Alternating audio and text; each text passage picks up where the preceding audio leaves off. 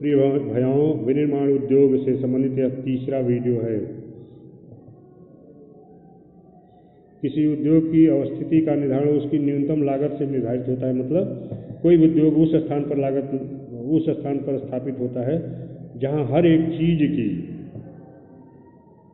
हर एक निवेश की कम से कम लागत होती है। सरकारी नीतियों तथा निपुण श्रमिकों की उपलब्धता भी उद्योगों की अवस्थिति को प्रभावित करती है। उद्योगों की आदर्श अवस्थिति उस स्थान पर कच्चे माल प्राप्त करने की लागत कम से कम हो, उस स्थान पर उत्पादन की लागत भी कम से कम हो, उत्पादन के वितरण की लागत कम से कम हो, तब उस स्थान पर उद्योग की स्थापना होती है। उद्योगों का वर्गीकरण। रोजमर्रा के इस्तेमाल की विभिन्न औद्योगिक वस्तुओं की सूची, जैसे ट्रांजिस्टर, बिजली का बल्ब, वनस्पति तेल, सीमेंट, कांच का सामान, पेट्रोल, माचिस, स्कूटर, वाहन, दवाइयाँ आदि, ये विभिन्न उद्योगों में बनाई जाती हैं। यदि हम विशेष मापदंडों के आधार पर विभिन्न उद्योगों का वर्गीकरण करते हैं तो विनिर्माण को आसानी से समझ लेंगे। उद्योगों को निम्न प्रकार से वर्गीकृत किया जा सकता है।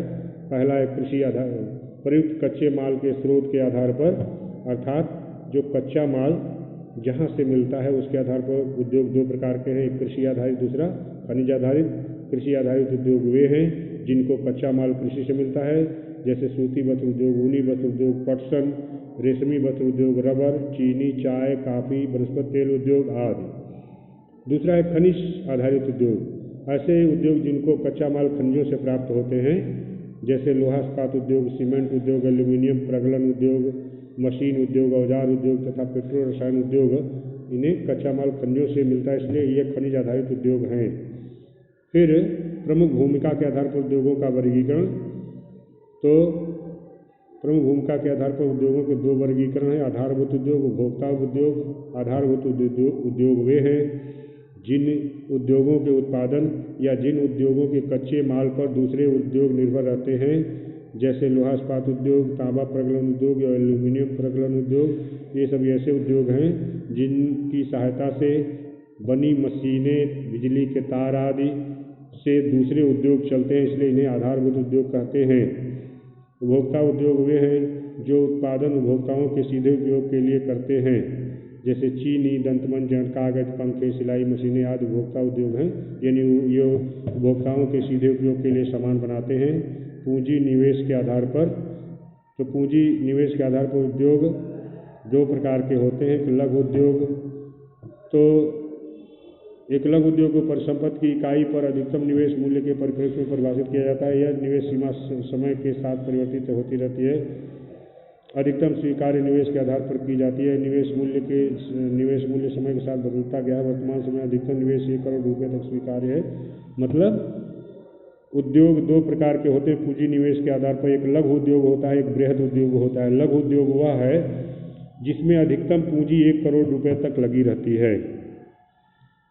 अच्छा, बृहद उद्योग वे है जिसमें कम से कम पूंजी 1 करोड़ रुपये से अधिक की होती है इस समय वर्तमान में। उसके बाद से है स्वामित्व के आधार पर।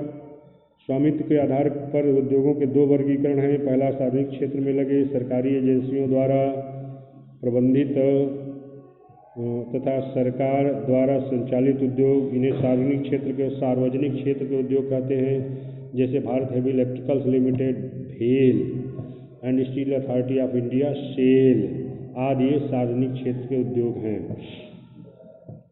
दूसरा, निजी क्षेत्र के उद्योग, जिनका एक व्यक्ति के स्वामित्व में और उसके द्वारा संचालित अथवा लोगों के स्वामित्व में या उनके द्वारा संचालित है।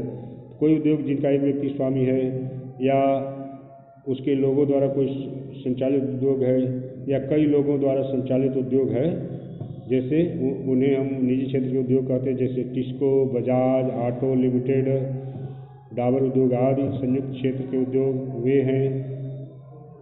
तो ऐसे उद्योग जो राज्य सरकार और निजी क्षेत्र के संयुक्त प्रयास से चलाए जाते हैं, जैसे ऑयल इंडिया लिमिटेड, ऑयल। फिर अगला है सहकारी उद्योग, ऐसे उद्योग जिनका स्वामित्व कच्चे माल की आपूर्ति करने वाले उत्पादकों के पास होता है, मिल मालिकों के पास का होता है और श्रमिकों का भी उस उद्योग पर आधिपत्य होता है। या दोनों के हाथ में होता है। संसाधनों का कोष संयुक्त होता है, मैंने सब लोग मिल करके अपना निवेश उस कारखाने में करते हैं। कारखाने का मालिक, कच्चा माल उत्पादक और मजदूरी भी। तो संसाधनों का कुछ संयुक्त होता है तथा लाभ हानि का विभाजन भी आनुपातिक होता है, जैसे महाराष्ट्र के चीनी उद्योग, केरल के नारियल पर आधारित उद्योग।